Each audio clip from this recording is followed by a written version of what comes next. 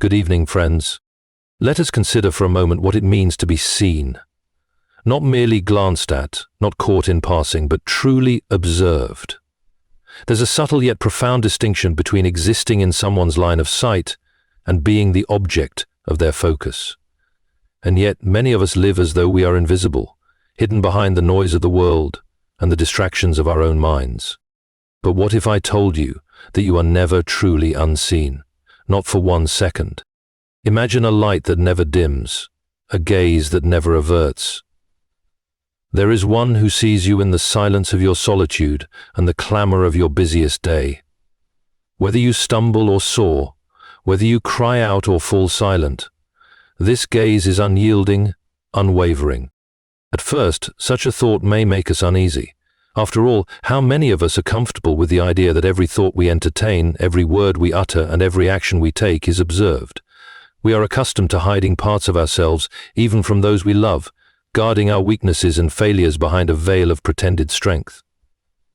But before this gaze, no veil can stand. To be seen is more than a physical reality. It is an emotional and spiritual necessity.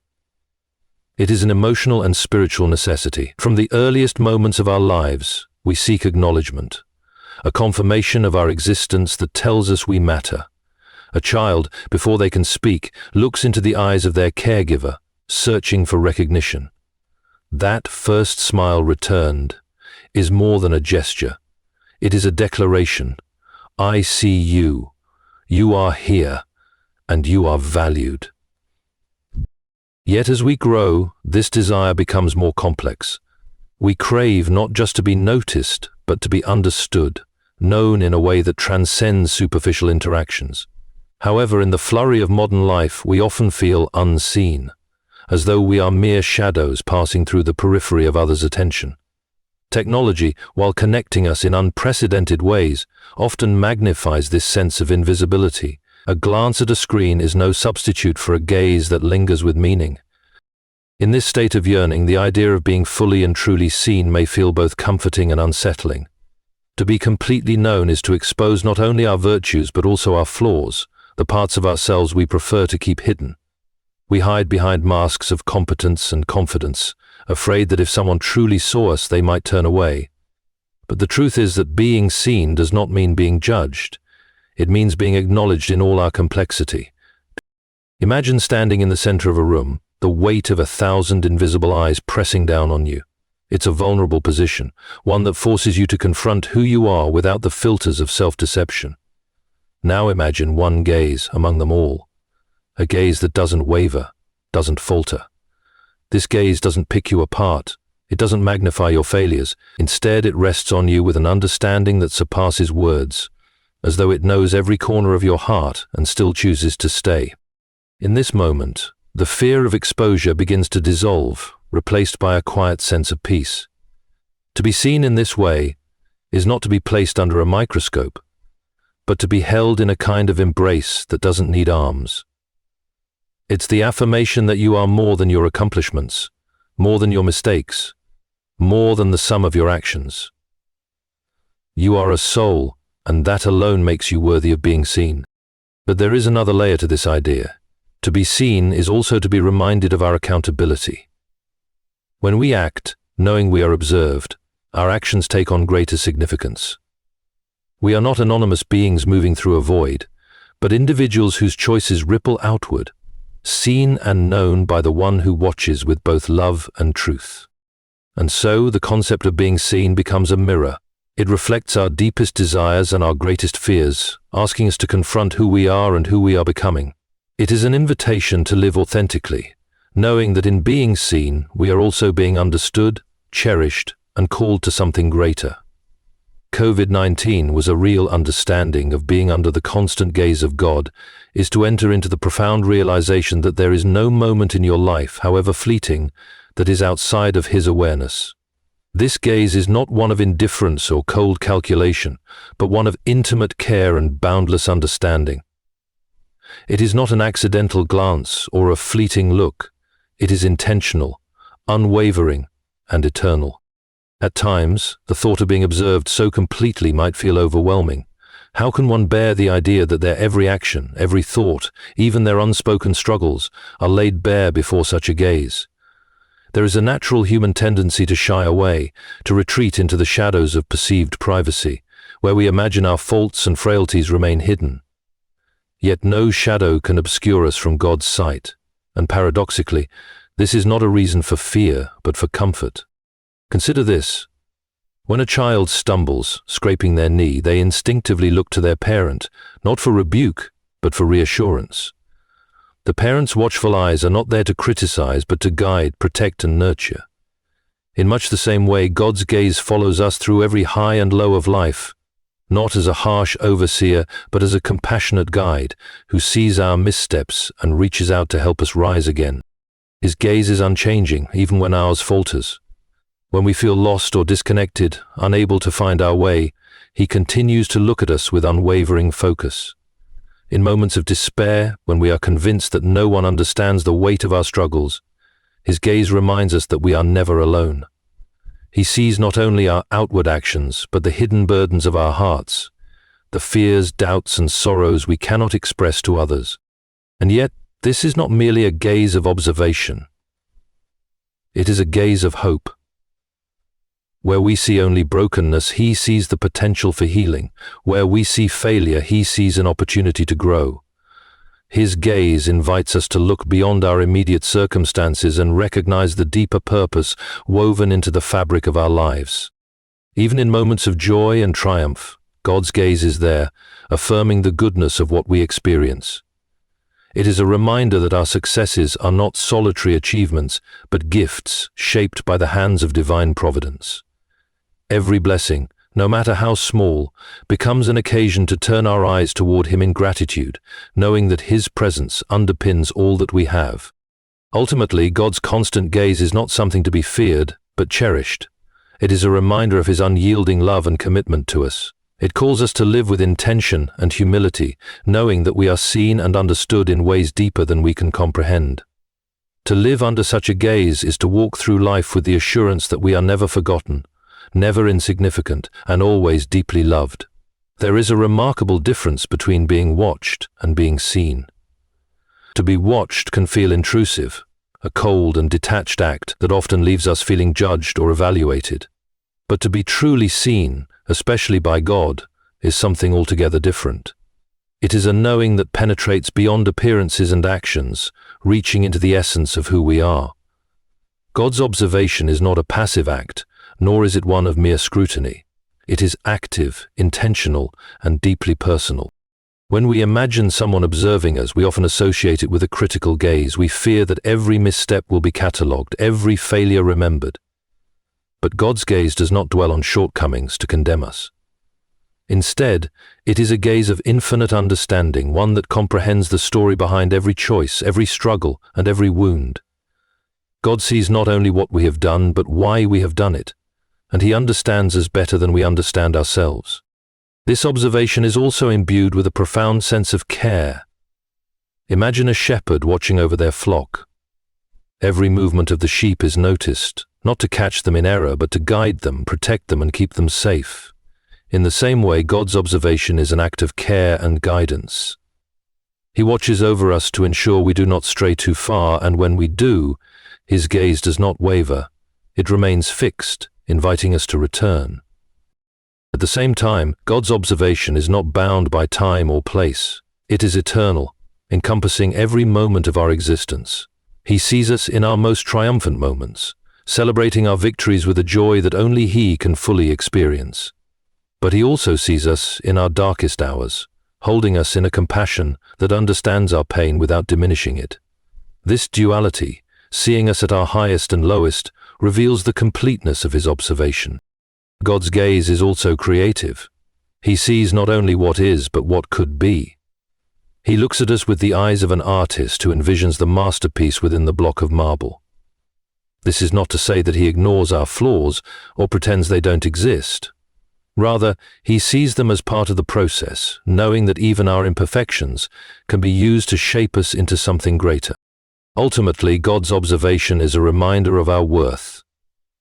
To be seen in this way, with such depth and care, is to be affirmed in our existence.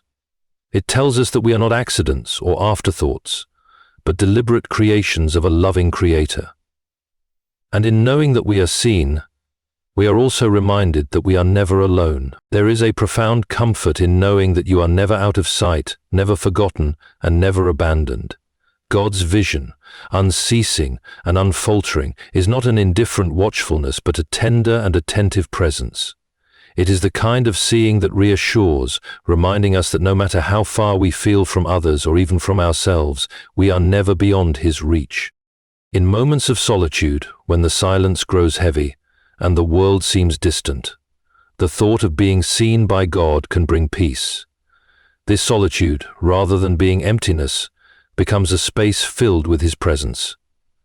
Picture yourself sitting in the stillness, perhaps feeling the weight of loneliness, only to realize that you are not alone. God is there, seeing not just the quiet exterior but the intricate emotions swirling within. His gaze is one of recognition, understanding, and companionship. God's vision also brings reassurance in our failures. We all stumble. We all carry regrets for words spoken hastily or actions taken without thought. It's easy to believe that these moments define us, that they overshadow our worth. But God sees more than our mistakes. His vision encompasses the whole of who we are, the intentions, the efforts, and the potential for growth. To be seen by Him is to be reminded that no failure is final, and that every stumble can be a step towards something greater. Even in times of struggle, when the weight of life feels unbearable, God's vision is a source of strength. It is not merely a distant awareness, but an active presence that sustains us. He sees our pain, our weariness, and our longing for relief. And in that seeing, He offers not just understanding, but the grace and support we need to endure. Imagine a traveler burdened by a heavy load, trudging through an endless path, only to find someone walking beside them, silently sharing the weight. That is what it means to be reassured by God's vision. Moreover, His vision is not limited to the present. God sees the entirety of our journey, the beginning, the end, and every step in between. This means He sees not only our current struggles, but also the growth and joy that await us. To be seen in this way is to be reminded of hope, to trust that the difficult moments are part of a larger, beautiful story. Finally, God's vision affirms our worth. To be seen by Him is to be known completely, flaws and all, and still be cherished. It is a reminder that we are not insignificant, that our lives matter deeply to the One who created us. His constant observation is not a burden, but a gift, a reminder that we are never truly lost, never truly alone, and always held in His care. To live deliberately is to move through life with purpose, intention, and awareness. It is to understand that each moment, each choice, carries weight and significance. When we acknowledge that God is watching, not as a critic, but as a loving guide, it transforms the way we approach our lives. This divine observation is not meant to burden us, but to inspire us to live fully, aligning our actions with the values and purpose for which we were created. Imagine walking through a forest, the path ahead illuminated by a gentle light. This light does not demand perfection in your steps, but shows you the way, inviting you to tread carefully and thoughtfully. Every step matters because the light makes you aware of the beauty around you and the responsibility of preserving it. Similarly, God's gaze reminds us to walk our life's path with care, mindful of our actions and their consequences. Living deliberately begins with self-awareness. It requires us to pause and reflect on who we are and who we want to become. Too often we drift through life carried by routines and external pressures. But when we remember that God sees us fully, it calls us to examine ourselves honestly. What are our intentions? Are our actions rooted in kindness, integrity, and love? To live deliberately is to align our inner lives with the outward expression of our values. This call also challenges us to embrace responsibility. When we know that our actions are seen, we recognize the impact they have, not just on ourselves, but on those around us. Picture a gardener tending to a vast field. Every seed planted, every weed removed, shapes the future harvest. In the same way, every choice we make, whether in words, deeds, or thoughts, has the potential to create growth or harm. Living deliberately means choosing wisely, knowing that our lives contribute to a greater tapestry. However, deliberate living is not about achieving perfection. It is about striving for authenticity and growth.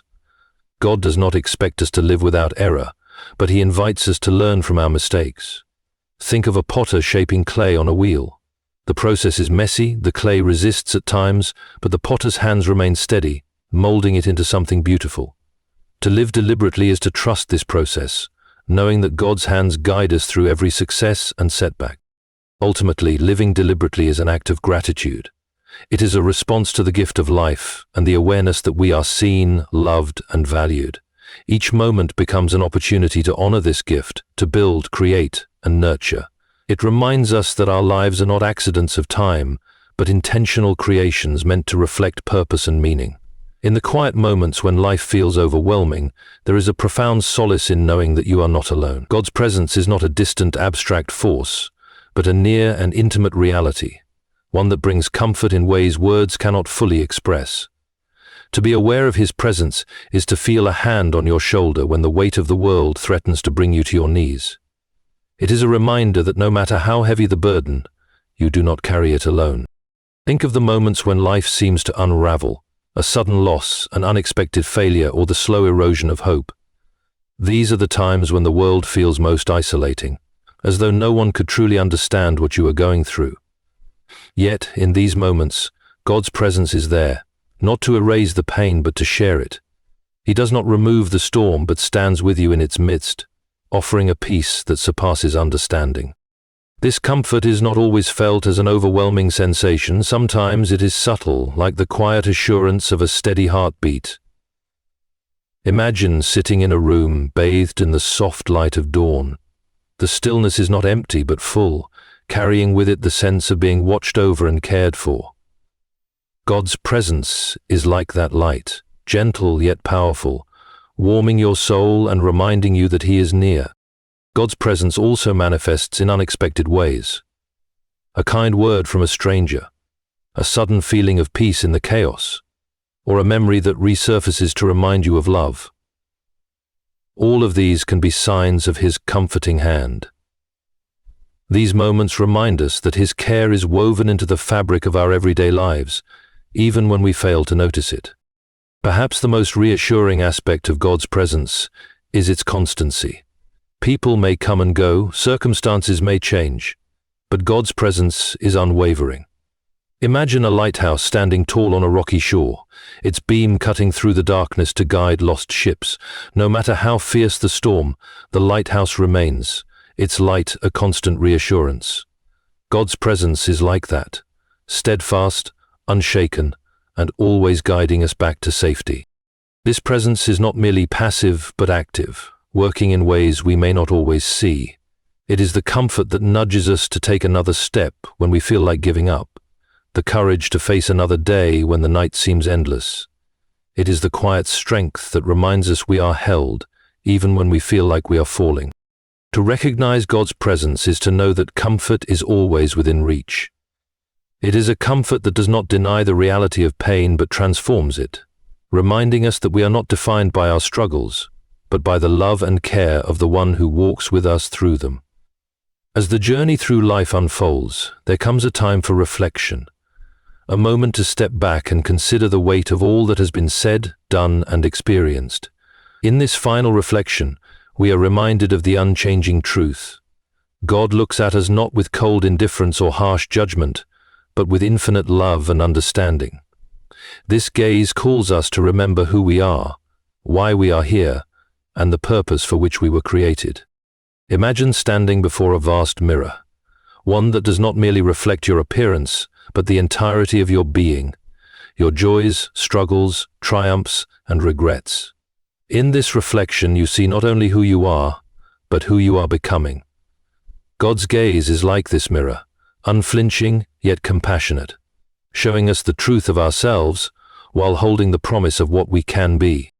This reflection also reminds us of the power of grace. None of us move through life without stumbling, and none of us are immune to the weight of our mistakes. But God's gaze does not dwell on our failures. Instead, it sees the potential for redemption, growth, and transformation. To be seen in this way is to be invited into a journey of renewal, where every misstep becomes an opportunity to learn and every flaw a chance to grow.